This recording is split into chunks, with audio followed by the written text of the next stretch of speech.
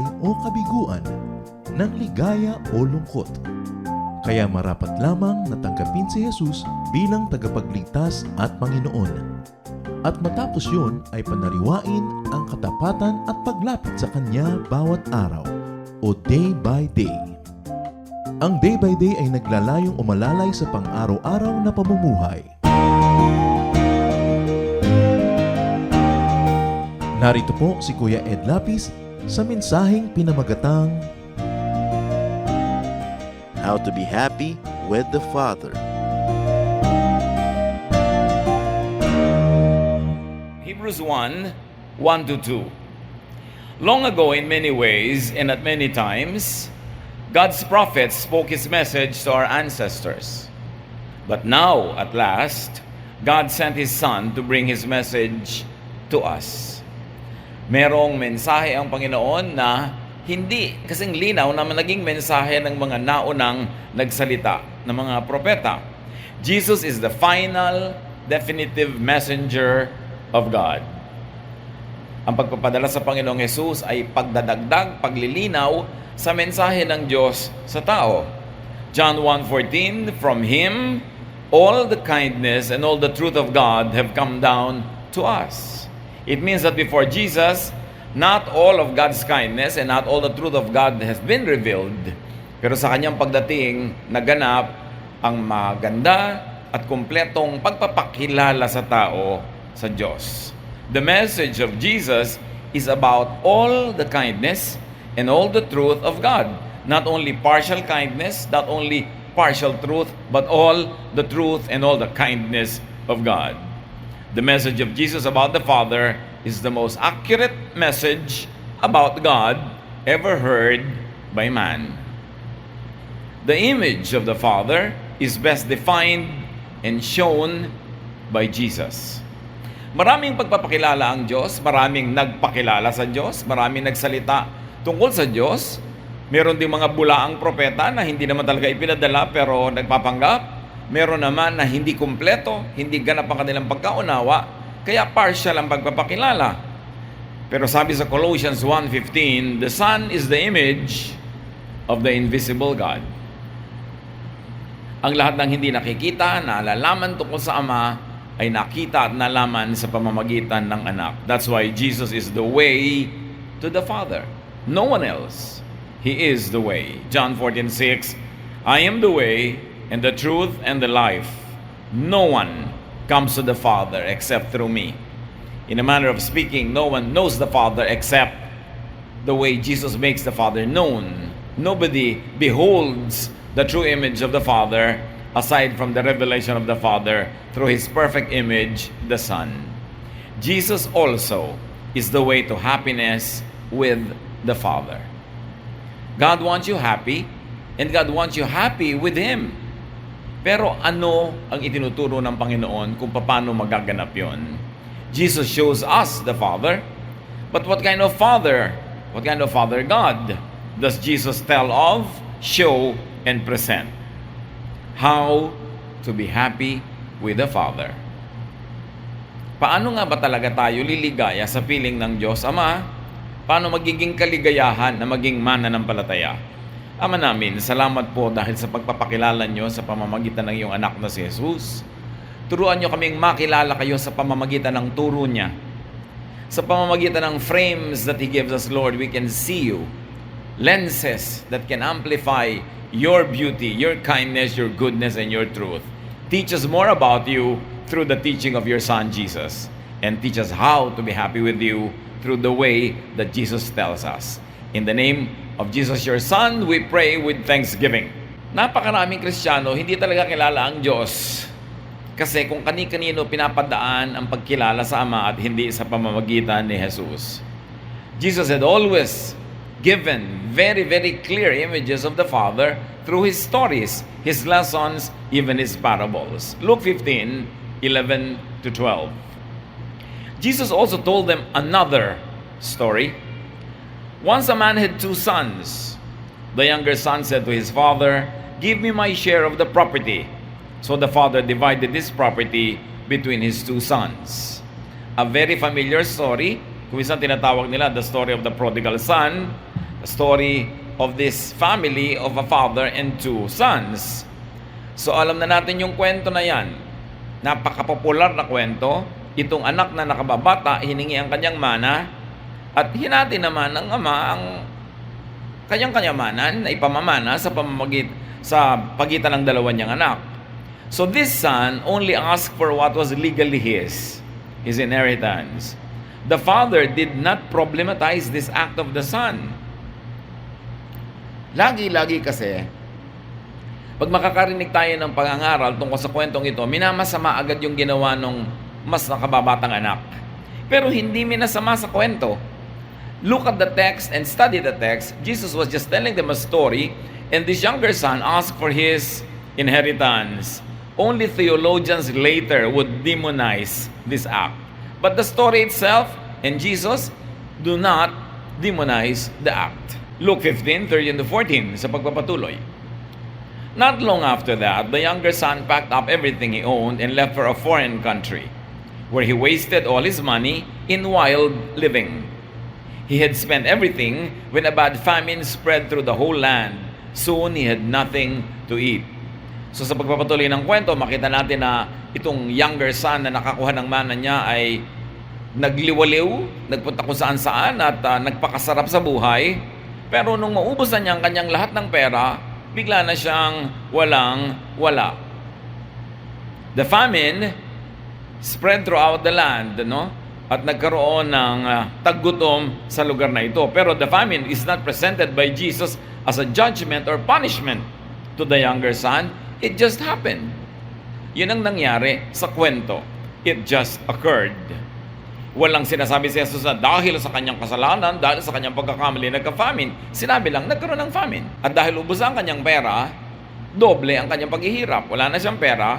At kahit may pera siya, wala rin namang makakain sa lugar na yon kasi nagkaroon ng famine. Ano ang lesson nito on how to be happy with the Father? Itong kwentong ito, yung ama obviously represents God the Father in heaven. At yung dalawang anak niya lalaki represents two type of believers, two types of people, two types of what you might call today Christians, two types of God followers. Now, the younger son enjoyed a lot. At ito'y minamasama ng maraming preachers pero hindi minasama sa presentation. Yung interpretation lang later ang nagpasama. But how do you enjoy the Father? According to the story and the actions of the Son, enjoy the Father's provisions. Hiningin niya yung mana naman niya talaga, legally, kanya talaga yon, ibinigay sa kanya. Hindi ko lang maintindihan kung bakit minasama ng maraming mangangaral later yung paghingi na yon. Jesus did not even condemn this man. That's why this story deserves a second serious reading. Only preachers and readers through history took offense at what he did. But he asked for his inheritance, he enjoyed it all, he became poor, and then incidentally, there was also famine in the land where he went. So here, very importantly, know the Father as Jesus presents him and trust completely in His graciousness. Anong uri ng ama ang ipinakilala ni Jesus sa kwento? Isang amang napakamapagbigay. Hiningi ng anak yung mana, ibinigay. Isang ama na generous, na hindi tumanggi sa hinihingi ng kanyang anak, na yung kanyang anak ay gusto magliwali, hindi niya pinigil. Isang ama na napakaluwag, hindi mahigpit, hindi ka sinasakal, hindi ka tinitipid, at hindi ka laging pinapagalitan. So far, this is the kind of Father that Jesus presents. At nung mga original hearers ni Jesus ng panahon niya, siguro na-shock. Kasi ang pagkakakilala sa nila sa Diyos, ang pagpapakilala sa kanila ng relihiyon sa Diyos, ay Diyos na mahigpit. Diyos na laging galit. Diyos na masungit. At Diyos na laging nagpaparusa. Pero hindi ito ang mukha ng Diyos na iniharap ni Jesus sa mga tao. So, how do you enjoy God's presence in your life? How do you enjoy being God's child? Recognize that God is gracious, that God is a giver, and that God does not take it against you when you want to enjoy His blessing. Enjoy the Father's grace. At itong enjoyment, isa pang minamasama ng relihiyon, na parang masamang mag-enjoy, masamang masiyahan sa buhay, masamang lumasap ng saya. Hindi ito ang nakikita natin sa kwento. The younger son just enjoyed the father's grace. And in fact, if you're going to review our spirituality, enjoyment could be the missing element of true Jesus-based faith in the Father. Kung tama na ang representation ng mga old prophets, teachers ng religious system sa Ama, bakit pa ipapadala si Jesus kung uulitin lang niya yung dating naituro at dating alam niya? Ipinadala siya para mas itama ang may kulang, para ituwid ang may liko, para liwanagan ang may kadiliman. Dahil kung kontento na ang Ama sa langit sa pagpapakilala sa kanya ng temple, ng priests, ng mga prophets, ba't pa ipapadala si Jesus? Para lang maging repetitious? Para lang maging redundant? May talagang itinuturo si Jesus na gustong maidiin ng kalangitan. At ito ang tunay na pagkakilala sa Ama dahil nga ang higpit-higpit, laging galit at masungit ang Diyos ay pinakilala ng religion sa mga tao. Traditional religion teaches and promotes fear of God. Pero nakita niyo itong anak na ito, hindi siya takot. Hindi siya yung nangangayupapa sa takot, nanginginig sa takot, ayaw na magsalita, ayaw na kumibo. No. In fact, meron siyang lakas ng loob na lumapit para hingin patimanan niya. Ibig sabihin, ang trato sa kanya ng Ama gave him a clue, gave him the sign how he could behave. And in this manner, he behaved as a son who was sure that the Father was gracious, kind, and giving. Nagkataon lang na hindi niya minaganda, hindi niya pinaganda ang paghahawak ng kanyang pera, naubos ito, at nataon pa na napunta siya sa isang lugar na nagkaroon ng taggutom. Luke 15:15-16. He went to work for a man in that country, and the man sent him out to take care of his pigs. He would have been glad to eat what the pigs were eating, but no one gave him a thing. So ganun kamiserable yung lugar na naiinggit na siya sa kinakain ng mga baboy. Ang kinakain ng mga baboy noon, mga root crops, mga gulay, mga dahon, hindi naman yung mga kaning baboy ngayon na alam natin. So pwede naman talaga kainin ng tao, except that medyo ang baba na ng kalagayan mo economically pag naghangad ka na sa pagkain ng baboy. Luke 15:17-19, finally, he came to his senses and said, "My father's workers have plenty to eat, and here I am starving to death. I will go to my father and say to him, Father, I have sinned against God in heaven and against you. I am no longer good enough to be called your son. Treat me like one of your workers." So natauhan siya dahil sabi niya, bakit nga ba ako nagtsatsaga dito? Gutom na gutom ako, samantalang sa bahay ng aking ama, pati mga katulong masarap ang kinakain. No? So, uuwi ako, hihingi ako ng tawad, sasabihin kong nagkasala ako laban sa Diyos at laban sa inyo, at hindi na ako karapat-dapat na ituring na anak, ituring nyo na lang akong empleyado. Magtatrabaho na lang ako dito, alilang kanin, sweldo ko na lang pagkain ko, kesa doon sa pinagtatrabahuan ko, wala nang sweldo, wala pang makain. Still, it's a better deal. You can see here that Jesus, the storyteller, does not judge this young man. He does a self-appraisal. Siya ang nagsabing, nagkasala ako, hingi ako ng tawad, pero walang nagsabi sa kanyang, makasalanan ka, mali ang ginawa mo. Sa kanyang pagbubulay-bulay, sa kanyang pag-iisip, it dawned on him that it would have been better had he not done it that way. Na siya'y nagkasala, nagkulang siya sa mas tamang dapat gawin, at sabi niya, aaminin ko ang kasalanan ito, magpapakumbaba ako, pero mamamasukan na lang ako bilang katulong man lang para makakain. Luke 15:20, the younger son got up and started back to his father. But when he was still a long way off, his father saw him and felt sorry for him. He ran to his son and hugged and kissed him. Mabait ang pagkakilala nitong bunsong anak sa kanyang tatay. Kilala niya enough. He knew his father enough to the point that he was confident that he would be taken in as a servant. That the father would not be vindictive, would not punish him, but would take him in as a servant as he volunteered. Pero higit pa ron pala ang dapat niyang makilala tungkol sa kanyang ama. Bagamat alam na niyang mabait, kaya hiningan niya ng kanyang mana, alam niyang mabait, kaya bumabalik siya bilang katulong na lamang. Pero ang hindi niya inakala, sobrang mas mabait pa pala yung tatay niya kaysa sa pagkakakilala niya. Na hindi siya sinisi, hindi siya pinagalitan nung makita siya. Malayong malayo pa lang siya, nakita na siya, yung tatay pa ang sumalubong, niyakap siya at hinagkan siya. kahit sa amoy baboy, kahit hindi na siya presentable tulad ng kanyang pagkakaalis. So this young son knew that his father was good and kind, but he should have known much better. Mas mabait pa pala at mas mapagtanggap at mas maibigin higit sa kanyang pagkakakilala. Niyakap siya, hinagkan. Hindi na kailangan magsalita pa. Action speaks louder than words. So how do you become happy with the Father? Learn from the Son. Go. Return to the Father when mistaken. Return to the Father. Go to the Father in times of need. Kahit hindi mo deserve. Kahit ikaw na nga yung may utang. Ikaw na nga yung nakagawa ng hindi kagandahan. Huwag kang magatubili. Huwag kang mag-alinlangan na bumalik. Magbalik loob. Kumisan yung mga nagkakaroon ng mga problema sa buhay, naliligaw ng landas, hindi makabalik-balik sa church kasi nahihiya sa mga kapwa members. Kasi nga, mas mahigpit pa yung mga kapwa members kaysa sa Diyos. Pero itong Diyos na ipinapakilala ni Jesus, welcome ka anytime gusto mong bumalik. No questions asked. Walang mga requirement. Niyayakap ka agad, sinasalubong ka pa, hinahagkan ka pa. So yun ang dapat nating alalahanin. Mabuting hindi tayo lumalayo, hindi tayo umaalis, pero kung sakali man na nagkaroon tayo ng ganong uri ng pagkakamali, bumalik ka, kung sabing nakakahiya naman bumalik. Bumalik ka kasi gustong-gusto ng Diyos na bumalik ka. Magbalik loob. Lumapit muli.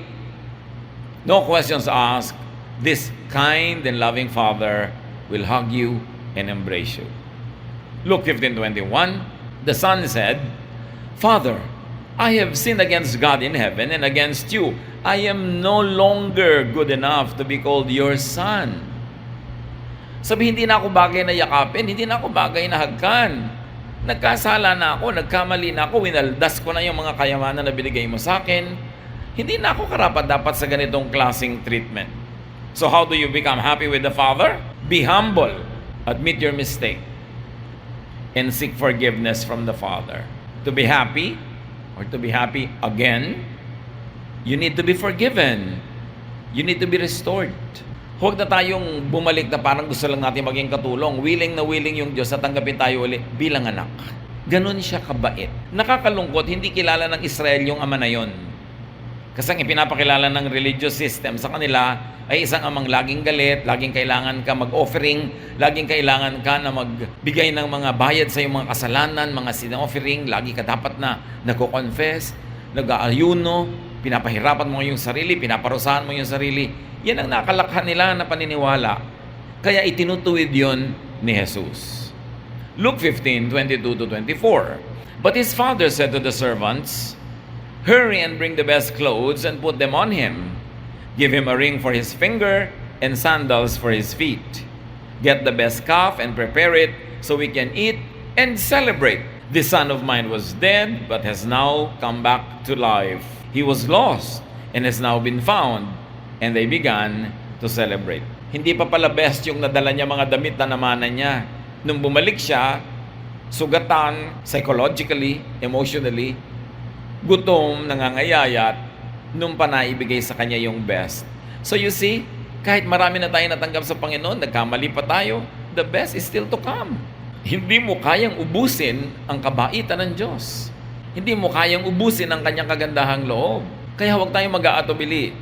At pinakinggan ba ng Ama yung kanyang pagsusumamong, huwag nyo na akong tawaging anak, huwag nyo na akong bihisan, huwag nyo na akong yakapin. No, sabi niya, bigyan ng singsing. Meron agad symbol na tagapagmana na naman siya, may singsing na naman. Bigyan nyo ng sandals. Ibig sabihin, prinsipe siya ng bahay na yon.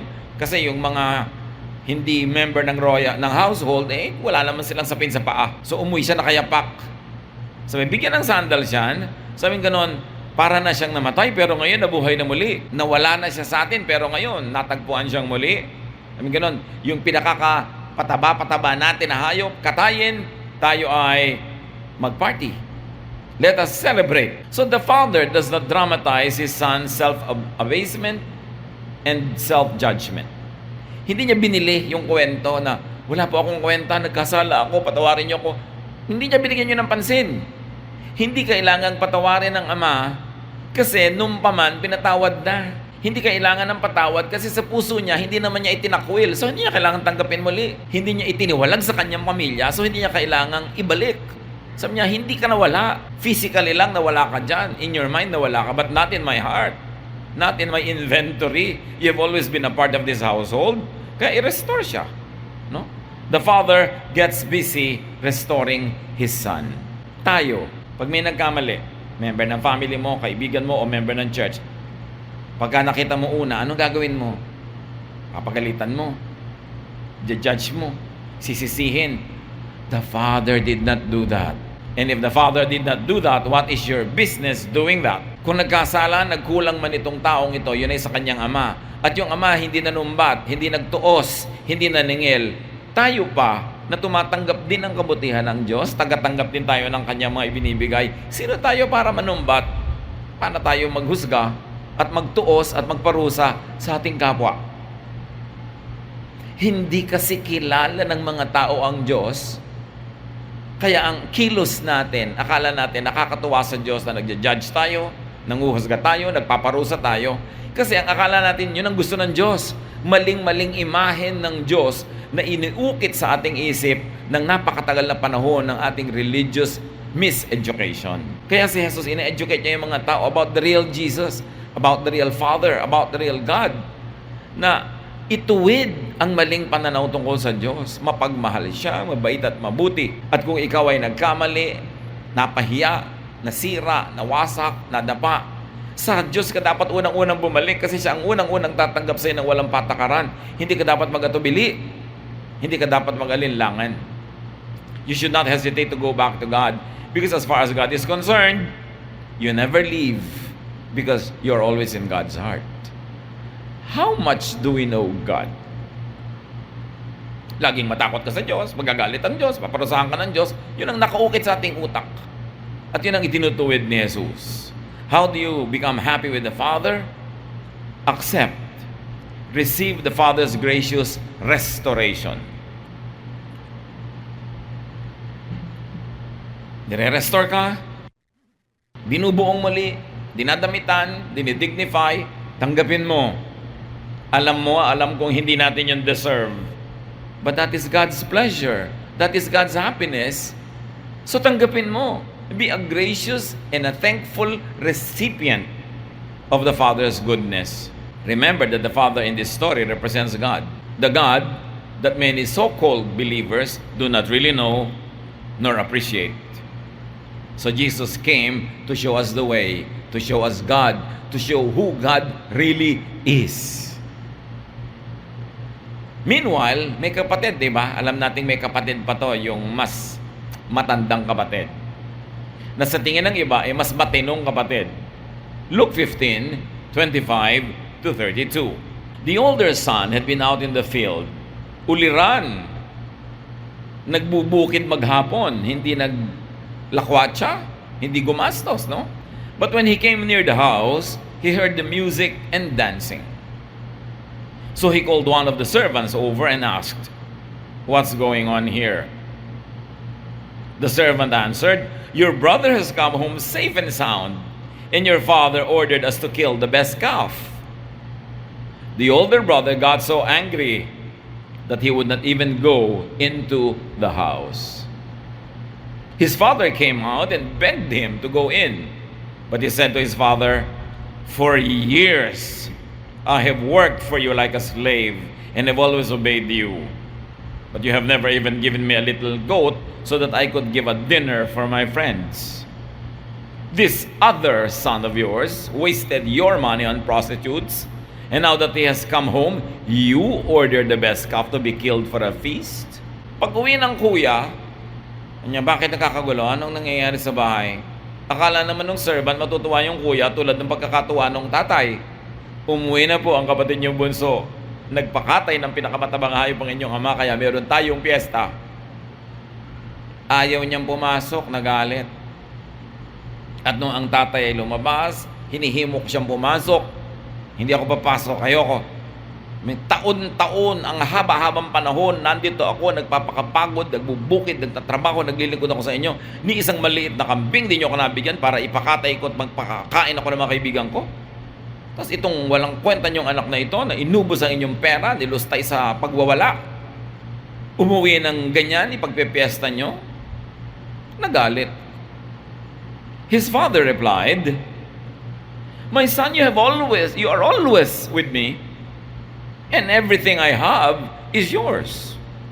But we should be glad and celebrate. Your brother was dead, and he is now alive. He was lost, and has now been found." Ang bait-bait niya sa bahay, masama pala loob sa kanyang pagbabait-baitan. In a manner of speaking, straight na straight yung buhay niya, banal na banal, walang ginagawang mali, hindi nagpa-party. May kinikim-kim naman palang kulo sa loob. Kaya galit na galit siya sa kapatid na nag-e-enjoy kasi siya hindi nag-enjoy. So, galing-galing niya naman. Ako nagtatrabaho dito, yung naglustay na yan ay pagpa-party. Sabi ng tatay, problema mo yan. Bakit? Hindi ba lahat ng sa akin yung sa'yo din? Kung yung kapatid mo na yun, binigay ko yung kanya, bakit humingi ka ba? Pasensya ka kung hindi ka nag-enjoy. Choice mo yan. Tapos ngayon, susumbat mo sa akin na hindi ka umaalis sa pagtatrabaho sa bukid. So niya, kailangan natin magalak dahil ang anak mo, ang anak ko, ang kapatid mo, bumalik. Para nang naituring na pataya, yan, buhay na. Hindi ka ba dapat matuwa? So merong negation itong ating lesson. How not to be happy with the Father. How not to be happy with your religiosity. How not to be happy with your spirituality. How not to be happy that you're a Christian. Be like the older brother. Magpaka-straight ka sa buhay. Tiisin mo lahat ang gusto mong gawin. Magtipid ka na magtipid. Parusahan mo ang sarili mo. Tapos magreklamo ka na ginawa mo yun. Kaya ka hindi sasaya. Sacrifice needlessly. Sabi nung tatay, nandito ka lagi. Ba't hindi ka nagpiesta? Sino may sabi sa'yo huwag ka magpiesta? So ayaw mong, para hindi ka sumaya sa pagiging mananampalataya mo, tikisin mo lahat ang gusto mong gawin, huwag mong gawin na masarap, huwag kang mag-enjoy sa buhay. Pero huwag kang magreklamo. At huwag mainit ang ulo mo doon sa mga tao na nag-enjoy. Kasi hindi ka nag-enjoy, gusto mo huwag di mag-enjoy ang iba. Kaya mga sobrang mga relihiyoso, mahirap kasama, mga killjoy. Mapalakas ka lang ng tawa, iirapan ka. Pag nag-enjoy ka ng kumain, glutton ka na. Pagka nagsasaya ka na, parang masama ka na. Yung pala, inggit lang. Kasi siyempre, gusto mo rin naman mag-enjoy sa buhay. Kaya sabi nung tatay, you've always been with me. What's your problem? You saw that your other brother asked for his money and I gave it to him. Why didn't you ask? How to not enjoy your spirituality? Do not know, do not appreciate, and do not enjoy the Father's loving kindness. Ituring mo ang Diyos na laging galit, nakakatakot, lagi nagpaparusa, para lagi ka matakot, para lagi ka mag-guilty. Do not get and have your own fun and happiness. Yun ang style ng pangalawang anak. Yun ang style ng maraming relihiyosong tao. Yung mga hindi masaya sa buhay, gusto nila walang nag-e-enjoy. Kaya kadalasan, kung meron tayong mga uncle, mga tiya na mga hindi masaya sa buhay nila, ang sungit-sungit sa mga pamangkin. Subukan mong sumaya yan. Yung auntie mo na masungit, subukan mo magkaroon niya ng papa. At nag-e-enjoy sa buhay, biglang luluwag yan. Kasi lang sikil, no? Repressed. Kaya masungit ang ugali niya. Hindi kasi siya masaya. So, pasayahin mo ang sarili mo para maging mapagpasaya ka rin ang iyong kapwa. You do not want to be happy with the Lord? Go ahead. Do not enjoy your privileges like the elder son. Remember that the father in the story never raised an issue against the younger son. It was the older brother that raised the issue. At sa ating spiritual life, madalas ganyan. Hindi naman Diyos ang umuungkat ng ating mga pagkukulang, ng ating mga pagkakamali. Kapwa lang natin mananampalataya, kapatid lang natin sa Panginoon ang ungkat ng ungkat dito. Ang buklat ng buklat at husga ng husga. Ang linaw ng kwento mas lilinaw pa ba ang any other illustration? And it came from Jesus Himself. So, the younger son had his cake and ate it too. Sinong naiinggit? Magalit. Pero sinasabi ng Lord, kayo din, pwede nyo naman gawin yan Bakit? Pinagalitan ko ba? No, hindi tayo kontento, kailangan pagalitan. Kaya kahit sa kwento, hindi pinagalitan ng ama yung anak, pag ipinreach na yung kwento, papagalitan ng preacher yung bunsong anak. Madadaig pa ang Diyos sa higpit. But let's stick to the story. The father never raised an issue. The father just quickly restored the son and gave him even the best robe that he never had before. This is the Father's grace. Do you know about the Father's grace? What do you know about God? What kind of God do we present to children? Kung nagpe-present tayo lagi, panakot natin ng Diyos, panakot din yung pastor. Pag may malikot na bata, ayan na si pastor. Yung panakot, ayan na ang Diyos, magagalit ang Diyos. Laging gusto nating dumali ang pagkontrol natin sa kapwa. Diyos ang ating isasangkalan at gagamitin. And in the process, we misrepresent our loving God. How to not be happy with the Father? Hold grudges. Naglilingkod ka, magtuos ka. Pagka hindi ka nabigyan ng recognition, magalit ka. Isama mo ng loob para hindi ka masaya. Madali namang hindi sumaya eh. Gawin mo yun.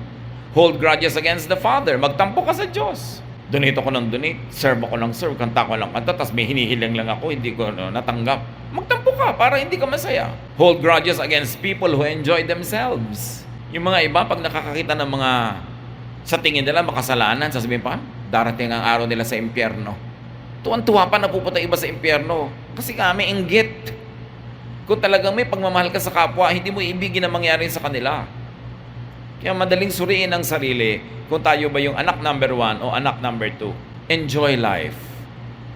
John 10:10, sabi ng Panginoong Jesus, I came that you might have life and have it abundantly. Huwag laging guilt trip. Huwag laging pagiltihin ang kapwa. Be thankful for the Father's lavish love. Ang luho talaga ng pag-ibig ng Diyos sa atin. Hindi mo masukat, hindi mo maubos. Enjoy it. Because that's what God wants you to do. And do not sacrifice needlessly. The Lord does not seek sacrifices. Mabuti ang layunin sa atin ng Diyos na ipinakita sa kwento. So be happy.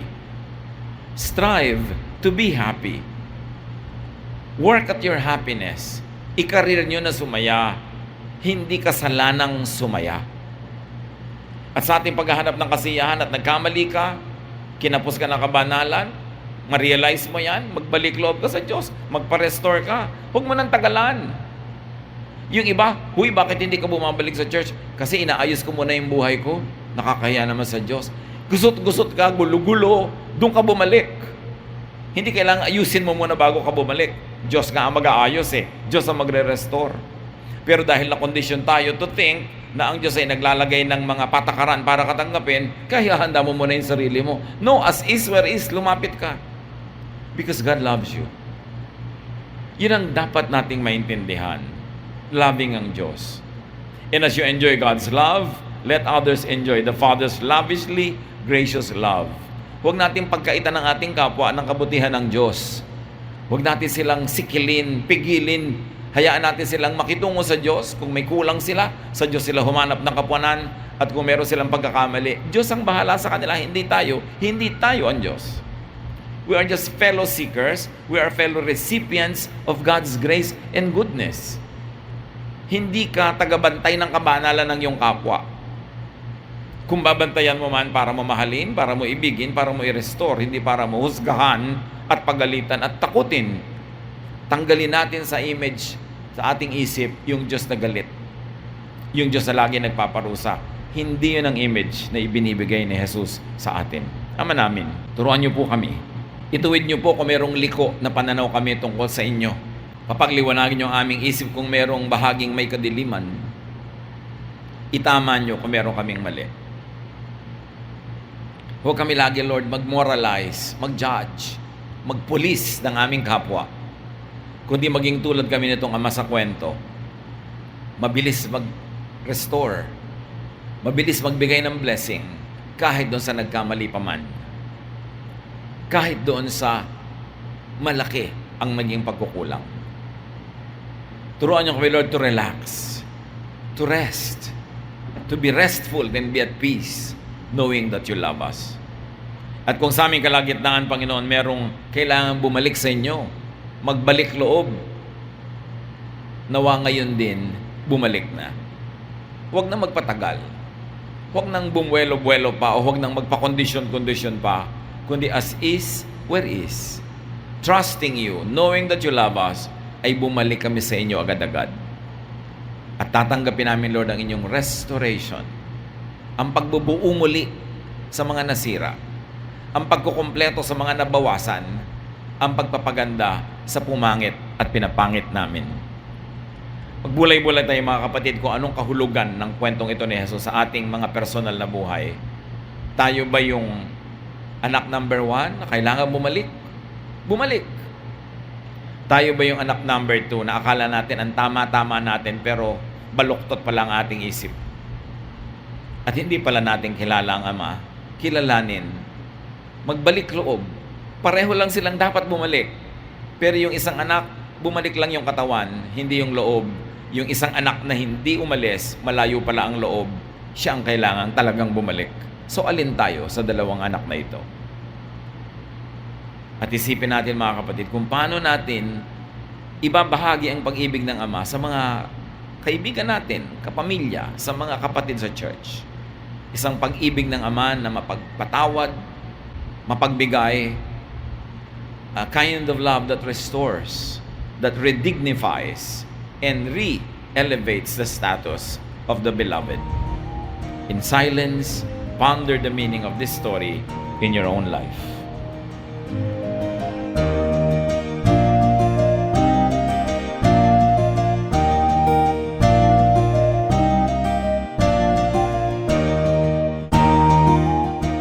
Ang katatapos pong mensahe ni Kuya Ed Lapis ay pinamagatang How to be happy with the Father.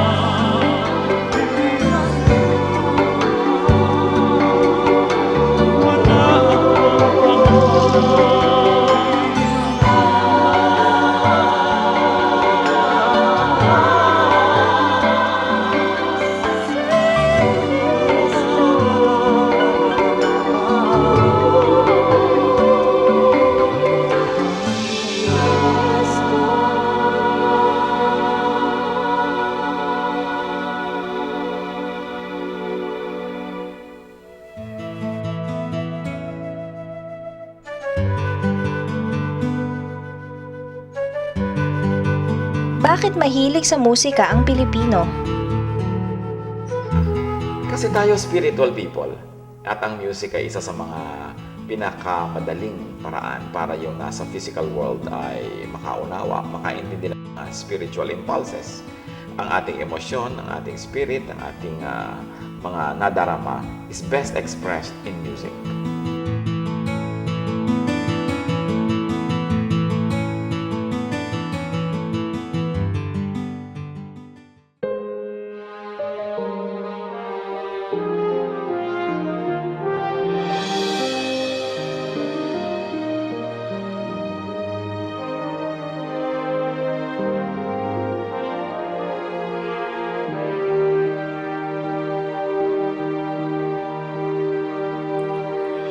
Di may hahambing pag-ibig niyo sa akin. Di may haling tulad ang wagas niyong pagtingin. Ang iyong pagmamahal sadyang walang hadlang, wala sa kalagayan at katayuan.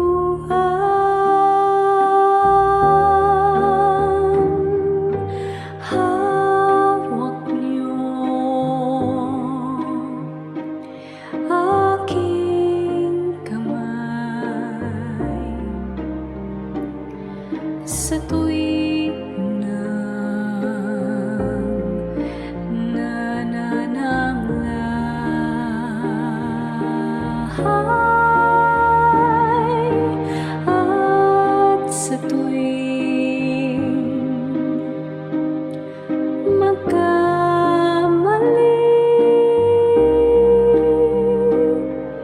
Walang hanggang pagpapatawad niyo sa'kin.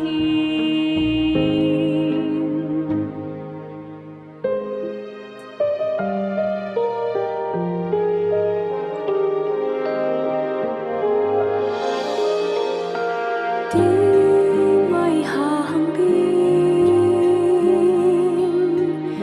pag-ibig niyo sa'kin.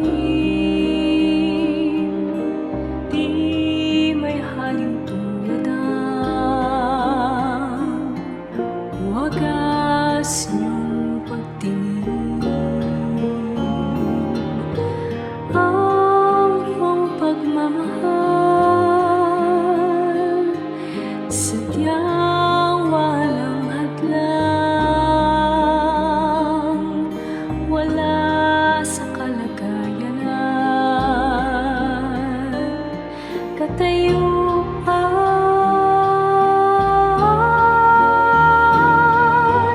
Hawak niyo aking kamay sa tuwing nanananglahay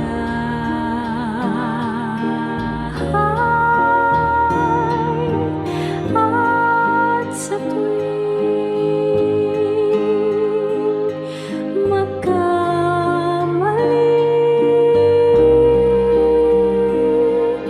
Walang hanggang pagpapatawad niyo sa'kin.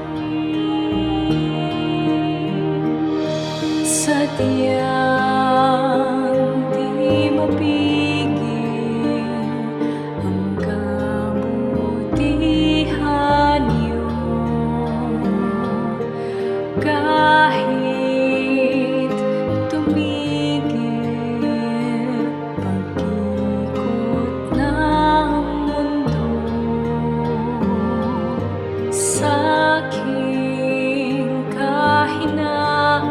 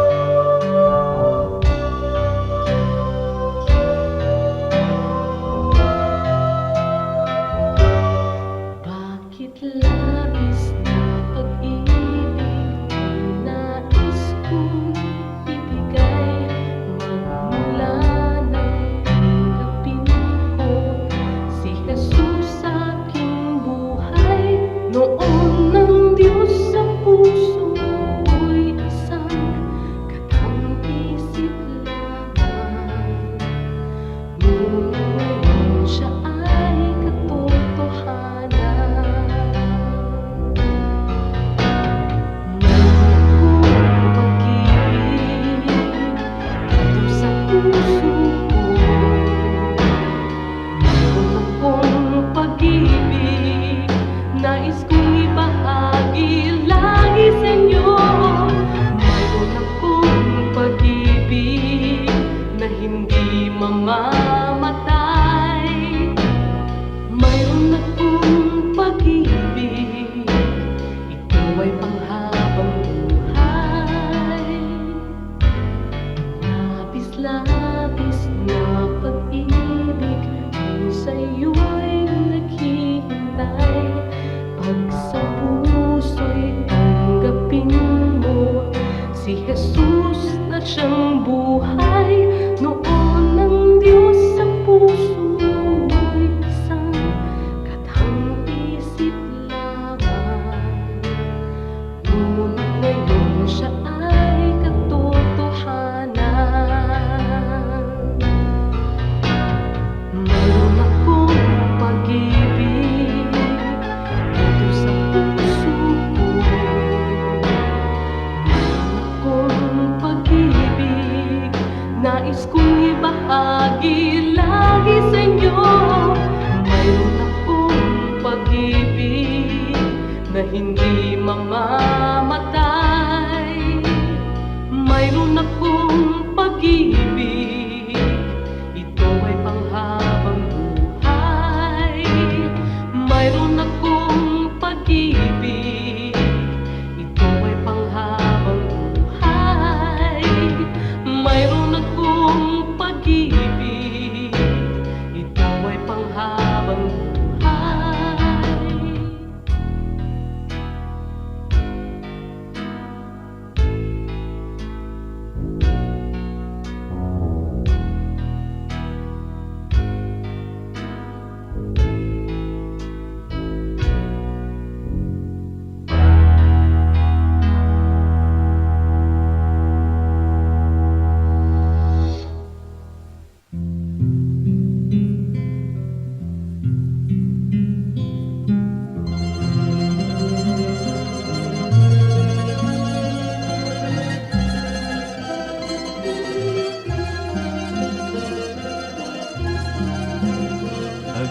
Pagdaan ng kahapon, iniwan ang layon, subalit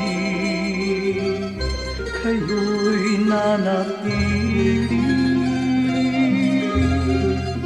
Ako'y piring man sa bukas, tadhana'y lumipas, panatag sa inyong kanlili. O Jesus, sa ulayaw, hatid sa aking buhay, agapay sa paglalakbay. Kaibigan kang tunay, dagli ang karamay, kailanman di mawawala.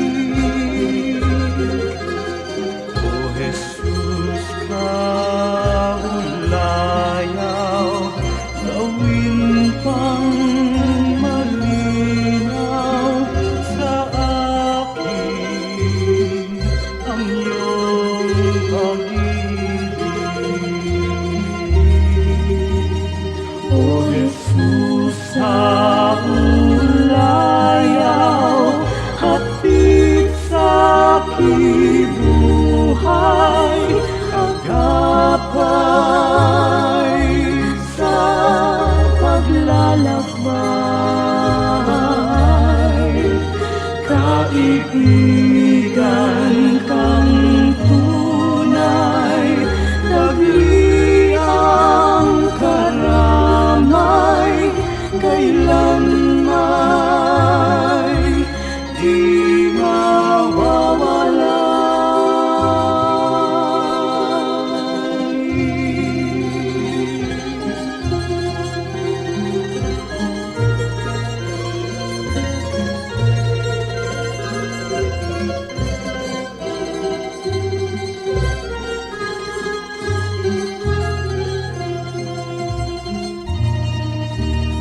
O Jesus, sa ulayaw,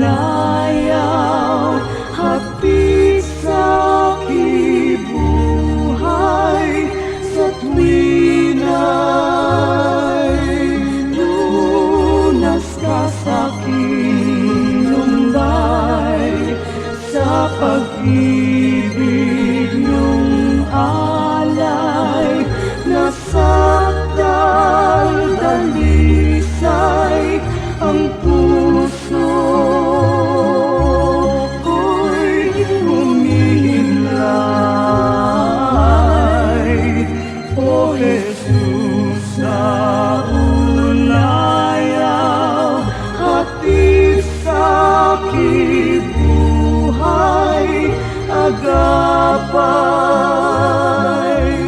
sa paglalakbay, kaibigan kang tunay, dagli ang karamay, kailan may di